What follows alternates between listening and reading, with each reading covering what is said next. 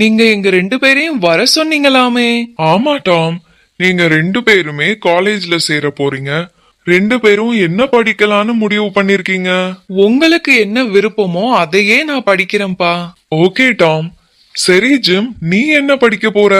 அப்பா, இன்னும் 12th ரிசல்ட்டே வரல. இப்பவே யோசிச்சு என்ன பண்ண போறோம்? ரிசல்ட் எல்லாம் வந்ததுக்கு அப்புறம் பாத்துக்கலாம்ப்பா. 2 நாள் நல்லா யோசிச்சு பாருங்க. இது வரைக்கும் என்ன படிச்சேன், இனிமேல் என்ன படிக்கணும் அப்படின்னு உங்களுக்கா ஏதாவது ஒரு யோசனை இருந்துச்சுன்னா என்கிட்ட வந்து சொல்லுங்க. இல்லன்னா நானே ஒண்ணு முடிவு பண்ணி உங்க 2 பேரையும் ஒரு நல்ல படிப்புல சேர்த்து விடுறேன். நடக்கிறதெல்லாம் பார்த்தா என் சின்ன பையன் பொறுப்பே இல்லாம இருக்கான். அவனை ஒரு நல்ல படிப்புல படிக்க வச்சேன்னா கண்டிப்பா வீணாதான் போகும். இதே பெரிய பையன் நல்ல பொறுப்போடையும் கனிவோடையும் இருக்கான். அவனை நான் நல்லா படிக்க வச்சேன்னா எதிர்காலத்துல என்னோட பிசினஸ் எல்லாத்தையும் அவனே நல்லா பாத்துக்குவான். அதனால பெரிய பையனை தான் ஒரு நல்ல பெரிய காலேஜ்ல படிக்க வைக்க போறேன். சின்ன பையன் சும்மா பேருக்கு ஒரு டிகிரி ஏதாவது படிச்சுக்கிட்டோம். செல்வம், செல்வம், ஏ சிங்கு, என்ன இந்த பக்கம்? அது ஒண்ணும் இல்லப்பா, நான் மஸ்கத்து கிளம்பிட்டேன். இனிமேல் இங்க திரும்பி வரமாட்டேன். அதனாலதான் உன்கிட்ட சொல்லிட்டு போலான்னு வந்தேன். அப்படியா? ஏன் திடீர்னு மஸ்கத்துக்கு கிளம்பிட்ட? ஆமா, உனக்கு என்ன, உன் பெரிய பையனை நல்லா படிக்க வச்சு இதே ஊர்ல உன் வீட்டுல ஒன்ன பாத்துக்கிறதுக்கு உன் பக்கத்திலேயே இருக்கான். ஆனா என் மகன் மஸ்கத்துல தான் போய் வேலை பாப்பேன்னு சொல்லிட்டான். எனக்கு இப்ப அதனால வேற வழியே இல்ல. நான் உழைச்சு வாழ்ந்த இந்த ஊரை விட்டு நான் அங்கதான் போய் ஆகணும். நீ நினைக்கிற மாதிரிலாம் ஒன்னும் இல்ல சிங்கு. நானும் உன்ன மாதிரி தான் நினைச்சேன். என் மகன் என் கூட இருந்து என்னோட தொழிலையும் நல்லா பாத்துக்குவான், என்னையும் நல்லா பாத்துக்குவான்னு. அதனாலதான் என் சின்ன பையனை ஏதோ பேருக்கு ஒரு டிகிரி படிக்க வச்சுட்டு என் பெரிய மகனை ஒரு 4 டிகிரி நான் படிக்க வச்சேன். வெளிநாட்டுக்கு போகணும்னு ஆசைப்பட்டான். அங்கேயும் அவனை அனுப்பி வச்சேன். ஆனா இப்போ நான் வெளிநாட்டுல தான் இருப்பேன், இங்க வரமாட்டேன்னு சொல்லிட்டான். ஆனா உனக்கு ஒண்ணு தெரியுமா? இப்போ என்ன பாத்துக்கிறது என் சின்ன மகன் தான். அவன் ஏசப்பாவுக்காக ஊழியம் பண்ணிட்டு இருக்கான். ஊழியம் பண்றது மட்டும் இல்லாம என் தொழிலையும் நல்லா பாத்துக்கிறான்.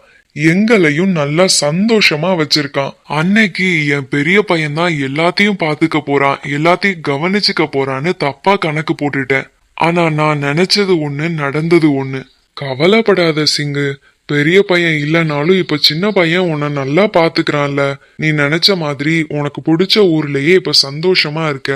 ஏசப்பாவுக்கு அதுக்காக நீ நன்றி சொல்லு. கண்டிப்பா சிங்கு, நான் சந்தோஷமா தான் இருக்கேன். ஆனா என்ன ஒரு வருத்தம்னா, நான் நம்பின மகன் என்ன கைவிட்டுட்டானே, அந்த ஒரு வருத்தம் தான் எனக்கு இருக்கு.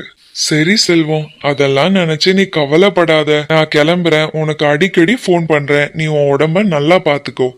கண்டிப்பா சிங்கு, நீயும் பார்த்து பத்திரமா போயிட்டு வா. உன் உடம்பையும் நல்லா பாத்துக்கோ. உனக்காக நான் தொடர்ந்து ஜெபிச்சுக்கிறேன். எஸ் குட்டீஸ், இன்னைக்கு நீங்க நல்லா பாத்திருப்பீங்க. எங்க அப்பா நினைச்சாரு எங்க அண்ணன் நல்லா படிச்சு எதிர்காலத்துல எங்க அப்பாவையும் எங்க அப்பாவோட தொழிலையும் நல்லபடியா பாத்துக்குவான்னு நினைச்சாங்க. ஆனா எங்க அண்ணன் வெளிநாட்டுல செட்டில் ஆனதும் எங்க அப்பாவையும் சரி எங்க அப்பாவோட தொழிலையும் சரி அப்படியே விட்டுட்டான். எங்க அப்பா என்னை எதுக்குமே உதவாதவன்னு நினைச்சாங்க. ஆனா ஏசப்பா என்ன தொட்டதுக்கு அப்புறம் ஏசப்பா என்ன பயனுள்ள மகனா மாற்றினாங்க. எஸ் குட்டீஸ், இன்னைக்கு நம்மள பார்த்து நிறைய பேர் சொல்லலாம், இவனால எதுவுமே பண்ண முடியாது, இவளால எதுவுமே சாதிக்க முடியாதுன்னு. ஆனா வேதவசனம் என்ன சொல்லுதுன்னு தெரியுமா? மத்தேயு 20:16 இவ்விதமாய் பிந்தினோர் முந்தினோராயும் முந்தினோர் பிந்தினோராயும் இருப்பார்கள். அழைக்கப்பட்டவர்கள் அநேகர், தெரிந்து கொள்ளப்பட்டவர்களோ சிலர் என்றார். எஸ் குட்டீஸ், இன்னைக்கு நம்மள பத்தி மத்தவங்க என்ன வேணாலும் நினைக்கட்டும். ஆனா வேதவசனம் சொல்லுது, பிந்தினவர்கள் முந்தினோர்களாயும் முந்தினோர்கள் பிந்தினோர்களாயும் இருப்பார்கள்னு. அழைக்கப்பட்டவங்க அநேகரா இருக்கலாம், ஆனா தெரிந்து கொள்ளப்பட்டவர்கள் சிலர் மட்டுமே.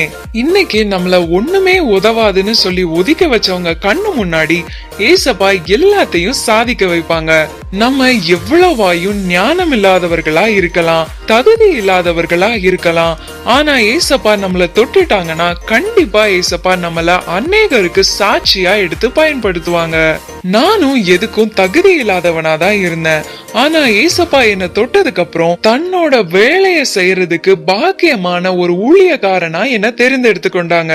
உங்களையும் பார்த்து யாராவது சொல்றாங்களா, இவனால படிக்க முடியாது, இவனால இது பண்ண முடியாது, இவனால அது பண்ண முடியாதுன்னு?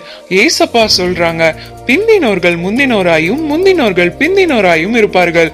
இன்னைக்கு நம்ம பிந்தினோர்களா இருக்கலாம், ஆனா ஏசப்பா நம்மள தொட்டதுக்கு அப்புறம் நம்ம கண்டிப்பா முந்தினோர்களா மாறுவோம். அதனால இன்னையில இருந்து ஜெபிக்க ஆரம்பிங்க, ஏசப்பா எங்களை தொடுங்கன்னு. ஏசப்பா நம்மள தொட்டதுக்கு அப்புறம் பிந்தினோர்களான நம்ம நிச்சயமா முந்தினோர்களா மாறுவோம். தேங்க்யூ.